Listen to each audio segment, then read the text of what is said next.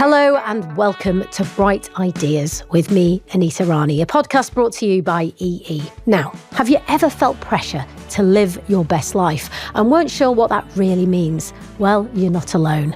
In this podcast, I'm sitting down with well-known names to reveal the real-life hacks and apps they use to create a smarter, happier and more connected life. I'm going to be focusing on 4 key areas that together make up a more fulfilled way of living: home, career, appetite to learn new things, and how you unwind and relax. Each conversation is packed with tips, tricks, and advice we can all use to help improve our own lives.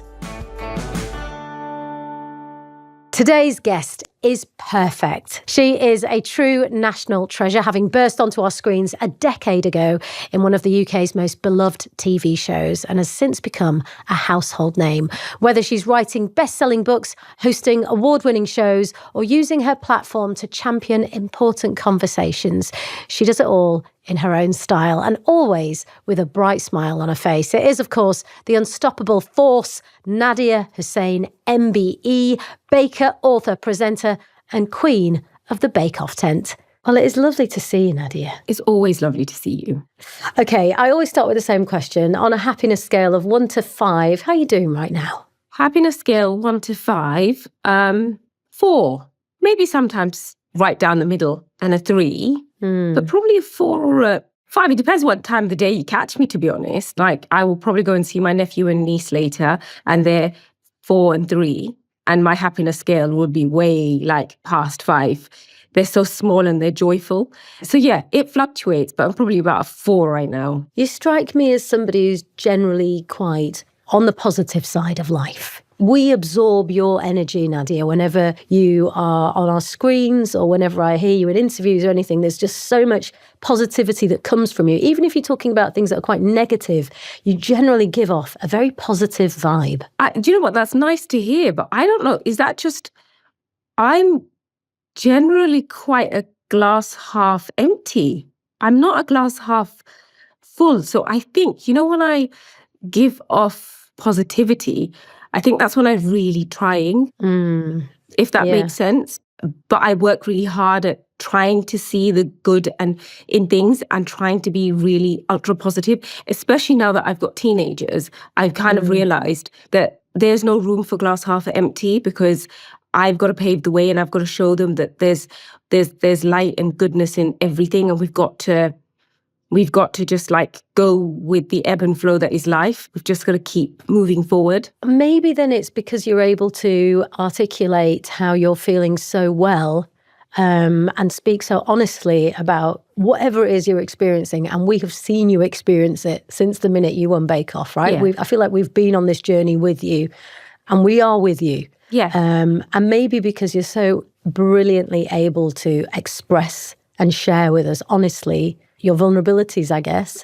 Maybe there's something very enriching for us when you do that. Yeah. I don't know. Yeah, I think it certainly is for me. I think it's quite healing for me to be honest and speak about things that affect me, or the kind of how I feel, and being honest about it. I think it's really progressive for me, because that's not how I was raised. It's not, it's not normal for me to speak about my feelings. It's not I didn't grow up around people who spoke about their emotions or feelings or things that were affecting them. It's very much just keep calm and carry on. Everyone had a job to do. Everyone had a role, and you just carried on. And I think that's very different to how I see life and how I'm raising my own children. You don't have to just always carry on. You can stop and take a minute to appreciate what you're feeling. Where does that come from, though? Because I can relate to what you're saying, because I think it's also a very South Asian thing. We just do.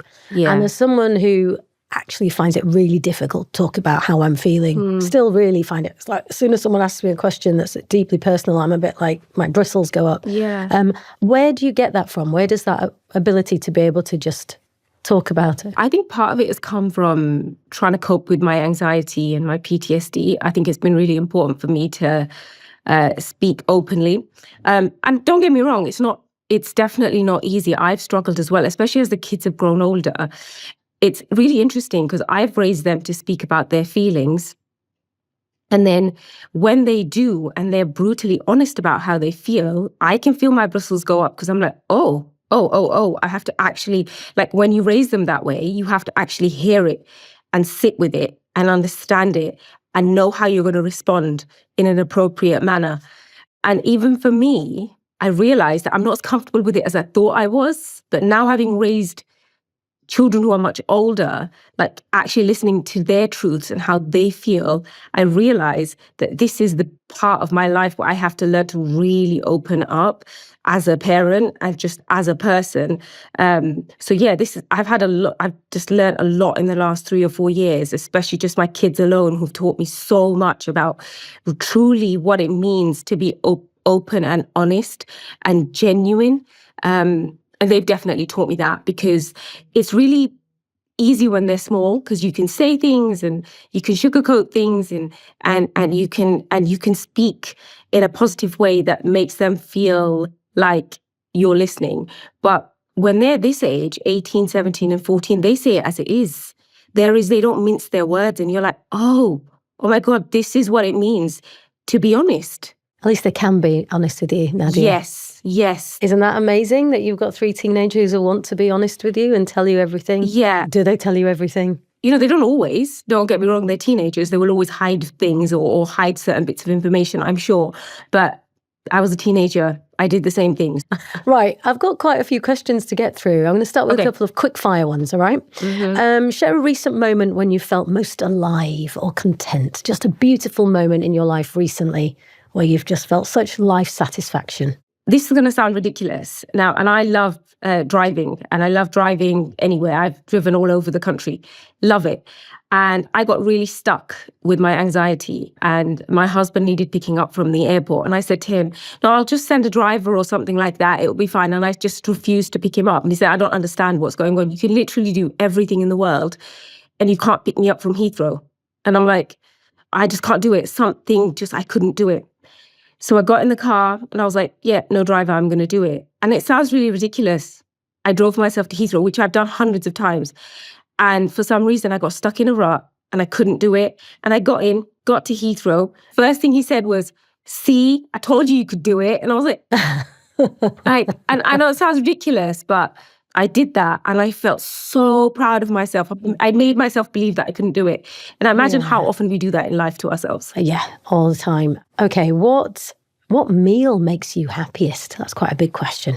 As somebody who spends probably way too much time in the kitchen, no judgment, okay? Right? No judgment. I love instant mash. Smash? Old school smash? Old school smash. But I make it with melted butter, warm cream, lots of salt and mayonnaise. It is absolutely delicious, right? Then you put it in a bowl. Then you pour Heinz cream of tomato soup on top. Don't judge. I'm being honest here, so you cannot judge me, okay? Then loads of cheese, grated, mature cheddar cheese. Then chili flakes. Then you put it under the grill and you make the cheese melt. And it is literally like the most heartwarming, most delicious yumminess you've ever tasted. It's so good. I know all those flavours, and I thought you were just going to end on the mash. Do you know what? As soon as you said that mashed potato, it just instantly, I was back at my grandma's. Instantly. Really? Yeah. I was back in Bradford in the early 80s. Love it. I love smash. I'm going to get some today. Smash is so good to thicken sauces. Go on, tell us more. Even if you're making something like a curry, and sometimes it can be a little bit watery, and you're like, oh, I need to, because sometimes chicken lets out water, and you're like, I can't reduce this anymore. Just add a bit of smash, thickens the sauce up. Genius. Yes. I have never tried that. Try it. I'm going to try it. Yeah. Okay, we're going to delve into our different categories now. We're going to start with home. Yeah. You talk a lot about home. You've described it as your sanctuary. What routines do you have that are really important for you, that give you comfort? So for me, when I wake up, first thing I do is make the bed. I read a stat somewhere that people who make their beds are more likely to be millionaires. So yeah, I read that a long time ago. I tell my kids all the time. It worked, Nadiya. Yeah. I was like, guys, if you make your bed, you're more likely to be a millionaire. Do they make their beds? Only my daughter. My daughter's the only one who makes her bed in the morning. But that's the first thing I have to do. I just cannot see an unmade bed. I think it's just, yeah, like unmade bed is not like cozy to get back into. So I just like always have my bed made. That's the first thing I do. And then one thing I do every morning is I go around to every bathroom and give it all a quick wipe down. Because I'm very much I like to do as I go. I don't do a whole day of cleaning because I think that's just such a waste of a day. Like if you keep doing as you move, you don't spend a whole day doing something which is boring. Nobody wants to do that. So I clean as I go. So I go around to the bathrooms and I give everything a quick wipe, go downstairs before the kids are up and make myself a decaf coffee. That's like my routine. How happy are you in your home? I'm the happiest at home. Yeah. Is it your dream home? You know what? This is our forever home. We moved here 9 years ago. The year that I won Bake Off, we moved 4 times. And that was quite hard because I remember after moving to this house, promising my second son that we'd never move again because I said, we're going to move house again in a couple of months. Just so you know, we're buying a house and this is going to be like the house that we're going to live in. And he looked up at the ceiling. He goes, oh, just another new ceiling to get used to. And I got really sad. And I said, I'm not doing that to him again. I'm just never going to do that to him ever again. And so we've lived here and we've changed it so much, made the garden exactly as we've wanted. And it's actually overlooked. So 6, 7, 8 of 9 of our neighbors can actually look into our garden. And the reason why we bought a house that's overlooked is because at the very beginning of my career, I got a lot of death threats, lots of abuse online. And we felt safer as a family living in a house that was overlooked because it felt like if something were to happen, we've got 9 sets of eyes that are looking over into our house. So we haven't moved since. And that still kind of comes, that still happens in bits, like depending on what I'm doing and where I am on the telly. If I'm on the telly, like we get bouts of abuse. So living here feels safe for us. So I'm not brave enough to move somewhere where we don't have lots of neighbors yet. So, most people win a TV competition, get an amazing trajectory, a new world that opens up to them, depending on if you're a woman and if you're in politics or, you might face a bit of abuse. But I think what you just said highlights just how you have to navigate the world in a really different way to most people. Absolutely. Just the fact that you've had to buy a house that's overlooked to make you feel safe. Yeah. That's wild, Nadiya. How on earth, and we know because you've spoken really publicly about your anxiety, like where do you get your resources from? Where do you get the confidence, the courage, and the fight that you've got something in you, you've got a power and an energy in you that keeps pushing you forward. But where do you get that from? I think a lot of it comes from my faith. I think to believe that good comes of everything. I think to believe that you have a purpose and there's I think my faith is the thing that keeps me going. And then also like my husband, I think he's an angel. He's just got, I don't know what he was made with, but my goodness, I hope there's many more out there like him because he's kind, he's resilient, he's understanding, and he's tough. He's really tough because that's hard for a husband to see a wife go through. An Asian man. Yeah. And it's he's nothing like the men I grew up with. He's like my biggest supporter. He's the person that is always pushing me forward and always really supportive, regardless of what I do.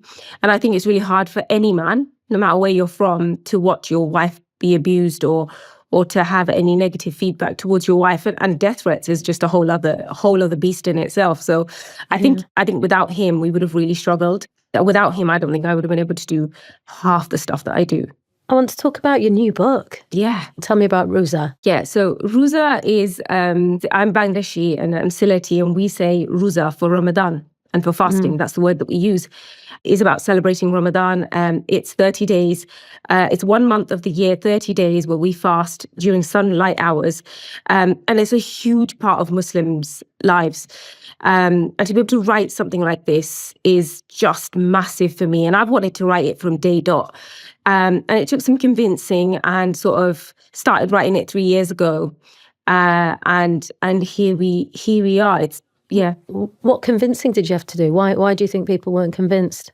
I think the publisher might have thought that I'm actually pigeonholing myself a little bit, but I'm not, because I'm a Muslim woman and I celebrate Ramadan every year. And there are people out there who do celebrate, and there are people who don't. Like my son's best friend, who isn't Muslim, will be observing Ramadan this year just because he fancies it and he wants to see what it's like. And so loads of people do it. And there are loads of people who have neighbors who are Muslim, who they don't know what to buy them for Ramadan or what to buy them for Eid. So so they don't know how to engage with them, perhaps. So it's not about a book for just Muslims. It's a book about educating ourselves on different cultures. I would buy a book on Jewish cooking, anything. Yeah. I would buy Christmas. Yeah, Christmas yeah, feast. Totally. I buy Nigel Slater's books every year. Like every time he does a Christmas book, I'm there buying it. I don't celebrate Christmas, but I love reading his books. Yours is full of delicious recipes from the Middle East and kind of the Muslim planet.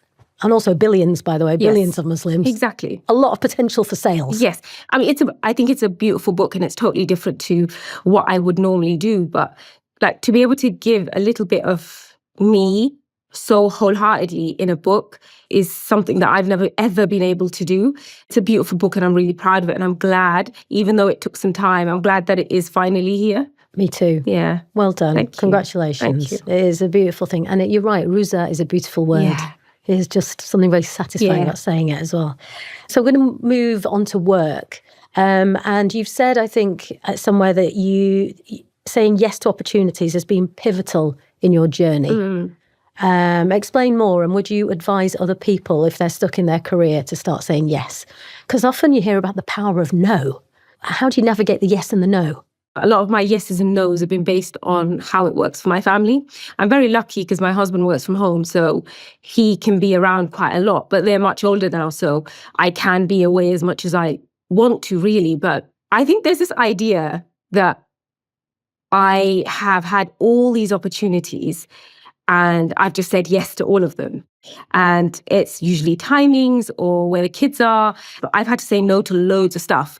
But I've said yes to stuff that I've really, really wanted to do. Stuff that's been really, really hard. Stuff that's taken me away from my children. So sometimes I sit in interviews and people ask me, like, so who's looking after the kids? And I find that so irritating when they say, so where are the kids? And like, because the mother should be why are you not looking after the kids? Why are you not at home with your kids? And I just don't think that Jamie Oliver gets asked that question. I just don't think male cooks, chefs, TV chefs, whatever, do they get asked that question? I can pretty much guarantee that they don't. So when I get asked that question, where are your kids and who are the kids with? Like, I desperately want to say, well, I've just chained them to the dining table and left them a little potty and some crackers. That's what I want to say to journalists. But and then like my agent's like, you can't say that. Go rogue. Yeah, go rogue and just say it. But when you get asked questions like that, it really does make you question whether you should even be doing it at all. And like my mum used to say very early on, she used to say, so when are you going back home to the kids? And I'm like, I don't know what you mean. And I was a stay-at-home mum for 9 years. I gave them a decade of my life and I'm still giving them the rest of my life. It's just they're watching me work. They're watching me earn money. They're watching me be independent, be brave, and do things that scare me. And that is as good as being at home with them for a decade. Yeah, I mean, amazing. Yeah. I mean, I read a quote the other day about how bringing up children isn't about telling them things. It's about them observing how you live your own life. Totally. Right? They've got a pretty badass mum. I actually want to know about your routine a bit, about the discipline you have, because you seem you're constantly working, and it feels that way anyway. It's probably not true. You probably do carve out really good time for yourself. But what is your sort of discipline to make sure that you're on top of everything? Because I know you're a very hands-on mum. You run a beautiful household and you've got a successful career. So how do you make sure that how do you make sure you stay on top of it? I'm trying not to use the word balance because I'm not sure there is a balance. Not really. There isn't. But how does it work for you? Clean as you go, like I said at the very beginning. Like, clean as you go, that's always like the most important thing for me. And for me as a mom, like, it's always really important for my kids to eat really well. I'm all about prepare. For the days that they don't want to cook, there's always something ready for them. And I think I can strike some sort of a balance at home, because if I know that they've got food cooked and the house is in some sort of order, I feel better when I leave. As much as I'm a bit of a control freak like that, I can't just let it go. I can't just be like, oh, just do whatever. It just doesn't work for me in my brain. Now, keeping on top of a busy home life isn't always easy, but a little smart tech can make a big difference. This podcast is powered by EE, helping you stay organised no matter what the week throws at you. From syncing family calendars across devices to setting reminders with a simple voice command, EE keeps everything running smoothly. Do you have any apps that you use? Do you use any technology to help you, to keep you organised? Whatever we're doing, we have a shared calendar, so everybody knows exactly what we're doing, down to like extra lessons, driving lessons, where I'm working, all the information about my work in case anyone needs to contact me, what my husband's doing. We literally have a calendar. And then we also have like a shared to-do list, and that's with the kids as well. So there's things on there that they need to do. So it might be the odd stuff around the house, like they do all their own laundry, so I don't have to touch their laundry, which is brilliant. And apart from that, they clean their own spaces. We don't tidy their spaces. So I think a lot of balance comes from delegation and saying, okay, well, this needs doing. Can somebody do that? And apps really help with that. Obviously, I don't have children right now, dear, but I can almost hear friends of mine going, ask her how she gets her teenagers to do their laundry. How have you managed to get your kids to do their own laundry? I just stopped doing it. Clean it or stink. Basically. Yeah, I just stopped. You know what, it got to a point where it was getting really silly because there's 5 of us in this house and it was just getting ridiculous. And I think it's actually really interesting because it's my daughter she was like, I don't need you to do my laundry, I could do it myself. And then I think the other 2 realized that, okay, we should probably start doing a little bit ourselves as well. So it really came from her, which doesn't surprise me because she's fiercely independent. Yeah, I'm slightly obsessed with your daughter, actually. Whenever you kind of talk about her or you see her pop up on your social media, I'm like, she's a firecracker, that one. Oh, she's brilliant. Oh, she's everything I wish I was at 14. We always have a joke and laugh because she's like, do you think we'd be friends if you were 14 and I was 14? And at first we kind of decided that we wouldn't be friends. And then I was like, no, I think we would be friends. I think we would be friends because we're very different. Like I'm much quieter. I think I'm less opinionated. And I wasn't as independent as she was. And she's like, oh, I've got the Vinted app, Mum. I'm going to sell everything that I don't like. And like, she's selling all this stuff that I bought her. She's like, yeah, I just won't wear it, Mum. So I just need to make money because I don't know how else. And so she was like, can I clean the kitchen? And I'm like, of course you can clean the kitchen. She goes, but for £3. And I'm like, okay. Hustler. Yeah, so she's a hustler. I would say she's quite similar to her mum. I mean, yeah. Do you think you were quiet because you were quiet, or do you think you were just brought up differently? Maybe, I don't know. It's got to be because I was raised differently. I grew up in a house with 5 siblings, my parents, extended family, neighbours. It was open doors, so everybody came and went, and there was no security, there was no safety, there was just kind of like in, out, there was no peace, it was mayhem. And I think one of the things that brings us happiness in our home is that our doors are closed. My house is not sliding doors, like you don't get to come and go as you please. It's just very much, it's a safe space for my daughter, it's a safe space for my kids, and for me and for my husband. And we should feel safe to behave how we want, wear what we want, just be as we want. And I think because I didn't have that growing up, like that never felt peaceful. And that peace feels like happiness to me because my doors are shut. And so I think that peace has brought us a lot of happiness, especially my daughter. Well done you for creating those boundaries. My guest today is the one and only Nadiya Hussain, MBE, baker, bestselling author, TV personality, all-round national treasure.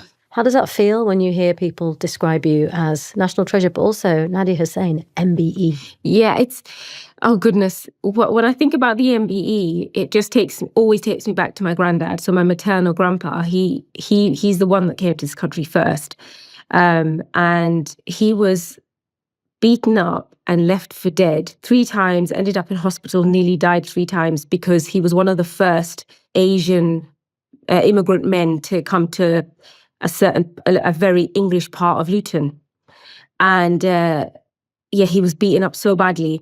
And my grandma has a deep, deep fear of white people, like English people. She's just scared of she asks me, do you work with white people? And I'm like, yes. And she goes, are you okay? Are you safe? And I'm like, yes, Nan, I'm safe. So when I think about my MBE, I imagine if he was alive today, he would have been so proud, because despite being beaten up so badly, he persevered. Even though it happened several times, he persevered and believed that this was the life that was good for us, and this was the land of opportunity for us, and this is where we would thrive.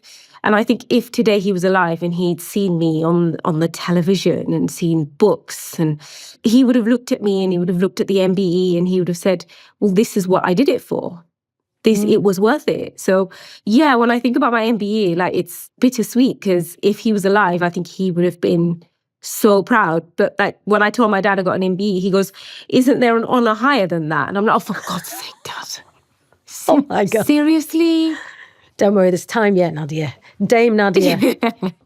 I think we should move on to learn and explore how you keep curious. So how would you inspire somebody who might have lost their motivation to learn? What keeps you motivated? What keeps me motivated? My kids keep me motivated, always. But also, it's really tough because I work in an industry where I'm the first of my kind, I suppose, to be doing what I'm doing. And it's come with lots of emotional turmoil for me. It's not been easy at all. Like, if I really, really sit down and think about how hard it has been for me emotionally and now physically, like, nobody really truly knows how hard it is to be a Muslim woman in publication, in media, and the struggles that come with it. And to be told consistently that, yeah, no one's going to read your story. Yeah, nobody wants to hear that. Constant no's, like the constant thinking, when is this going to be over? Like, because I feel like there's moments in my life and in my career over the last 10 years where I felt like, am I just a tick box exercise? And at what point are they going to realize that actually we've got what we want out of her and that's it, it's over? So that has kept me motivated over the last 10 years to just keep going, because what my career has allowed me to do, apart from doing what I absolutely love, it's really allowed me to carve out a space for other people, because this space is, yes, very much my own, but I've been able to create a space for people like me who look at me and think, oh, I can't do that. Who look at me and think, well, if she's doing that, then I can do that. And I think that's what motivates me to continue to do what I do, because it's about, I have this affirmation that I use with my kids, with my family, and it's elbows out, like, create space for you so you can create space for others. Mm-hmm. And the hardest thing for me has been to create space for myself. There's knockbacks, there's rejection, and there's a lot of constantly having to prove myself.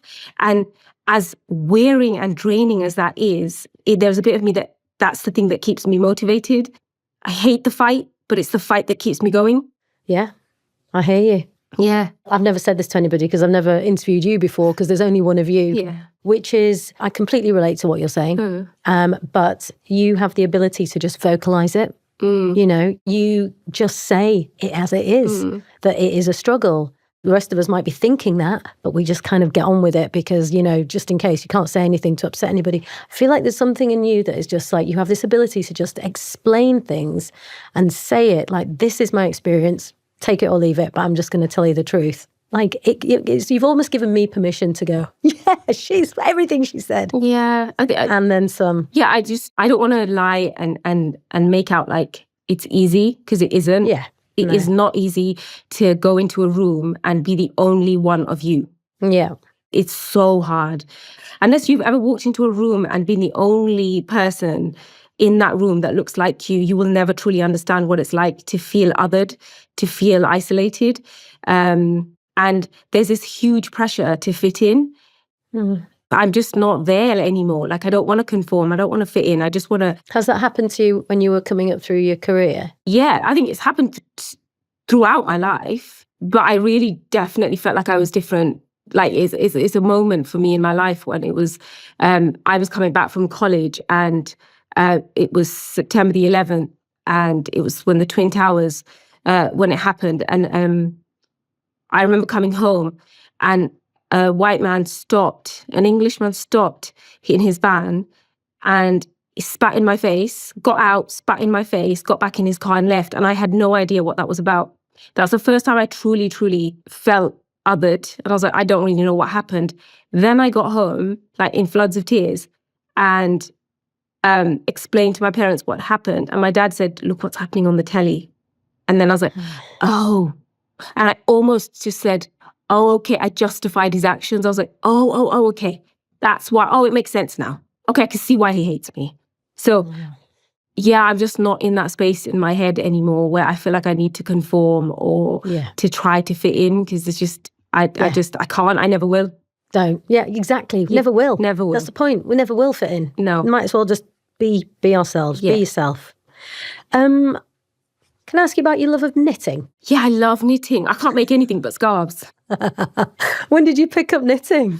I picked it up during lockdown. Millions of scarves. Yeah, loads of scarves. I literally gift everyone scarves. It's really ridiculous. I pick my skin when I'm anxious, and I just needed different things to keep my hands busy, as if my hands aren't busy all the time anyway. But when I'm watching telly, I love knitting. And I tried it years ago and I just couldn't get my head around it. And when you get your head around something like knitting, you're like, this is cool. It's just like a pattern. You just keep going. And I loved it. So yeah, I really, really enjoy knitting. Like, I love arts and crafts. I've made my coffee table. I mosaicked it and did a lotus flower in it, and then resin the whole thing. So yeah, I love being creative. You moved us naturally onto the game section while we find out how you relax and unwind. So you're obviously naturally very creative. We've got to talk about baking. Yeah. Because you've talked about how baking helps you counteract your anxiety. What is it about that in particular that helps soothe you? When you're baking, you have to measure. You have to... It's very exact, it's very precise. It's not like cooking, where cooking you can do a bit of this, bit of that, throw this in, throw that. You know, like you can muck around with it. Mentally, I was quite noisy. So it felt like everything was very quiet when I was baking. I had to concentrate on the ingredients. I had to concentrate on the method and just like really concentrate on that. So I think baking really does that for me. The problem is now, like I do it so much that I have recipes in my head, so I can't even quiet my mind anymore because it's just noisy in there anyway. So sometimes I have to like pick up a book that I've never picked up before and do a recipe that I've never seen before. That only then does it go really quiet. Otherwise, I have so many recipes in my book that I don't even need a book for anymore. So yeah, like baking is definitely one of the things that I love to do. I go to the gym because I move for my mind, not for my body. It's not about abs or toning anything or even making my heart rate go up. It's I move for my mind only. That's it. No other reason apart from that. And if I get really great thighs out of it, fantastic. But one of the things that I picked up about 3 years ago was archery. Yeah. I was not expecting you to say that. No, yeah. So brilliant. Good on you. We live quite close to the woods, and my husband and I decided that we were going to pick up archery. So we took the kids.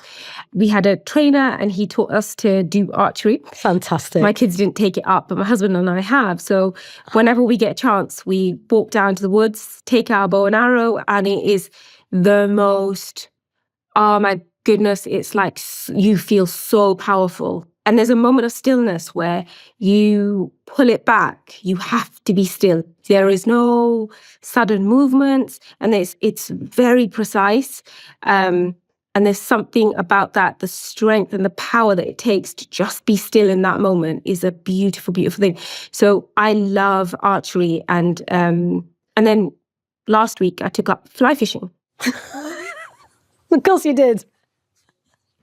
Good on you. And did you catch anything? No, we started. My son and I went on a lesson, so he took a 5-hour lesson, and it was more for him than me because it's something he's always wanted to do. I used to fish in Bangladesh with my granddad, very different type of fishing. Fly fishing is a whole other art, and we started doing it. And I was being instructed and I was practicing. And every time the line would go across my head, I'd go like this. And he's like, fly fishing is for some people and it's just not for some people. And I'm like, okay, stick to archery. So he fishes and catches fish and I watch. Okay, I ask every single person that I've spoken to add something to the Bright List that's going to help brighten up our lives. And it could be absolutely anything, a recommendation, a TV program, a bit of music, a thing, whatever it is, something that you have in your life right now that brings you joy, Oh my goodness. what would you recommend? I could give you a really good answer. I could give you a really silly answer. I might give you both, actually. Give me both. Something that brings me so much joy is my heated pillow. I know. I've never heated pillow. Yeah. Go on. You've got it with you. It's called a stove. It's a stove. Look. Ooh. Right? Yes, please. You charge it and it's got a little button on the back, and is literally the most, whenever I'm unhappy or sad or whatever, my husband bought it for me because he just knows that I'm just like forever cold, like just eternally cold all the time. My feet are cold, my hands are cold, I'm always cold. And he bought me this pillow, and they're just so good. I want to hug it. Yeah, and you can get them in pillows, you can get them in like backrests. There's so many, it's sheepskin, like really cool stuff. That brings me so much joy. Whenever I'm sad, he just charges it and switches it on and just brings it to me, and I just lay there with it. And so that brings me so much happiness. But that's like that's one thing. But the other thing I was going to say is my absolute love for Rupi Kaur. So her book, Rupi Kaur's Milk and Honey, and she's got a few other books as well. But I love poetry. I love writing it. I love reading it. It like fills my soul with like, just when I think about how much people give when they write poetry. And Rupi Kaur for me is one of the most brilliant writers. And as a South Asian woman, to be able to write so honestly, just so profoundly, beautifully. Everything about her. When I got her book for the first time, I read the whole thing on the stairs. I opened the parcel and sat on the stairs and read the whole thing, cover to cover, on the stairs. I did not move. And I was like, I love her. I want to be like her. And her honesty, the way she writes so brutally and honestly and truthfully, is I find that so inspiring, especially as a South Asian woman. If I had an opportunity to ever sit down and talk to her, I would ask her, what backlash did you get for writing so honestly? And I can almost guarantee she will tell me that there were some people who were like, you can't write like that, you can't say things like that, and you can't divulge that kind of information. But she is one of the most beautiful writers of our time. Yeah, she is brilliant, as are you. Thank you, Nadiya. Thank you so much. She's inspiring for sure, but you are absolutely equally as inspiring. I've loved it. Always so satisfying talking to you. Thank you. Thank you. Keep going. More power to you. You too. Best of luck with the new book. I know it's going to be another brilliant bestseller. Thank you. Can't wait to cook something from it. Yes.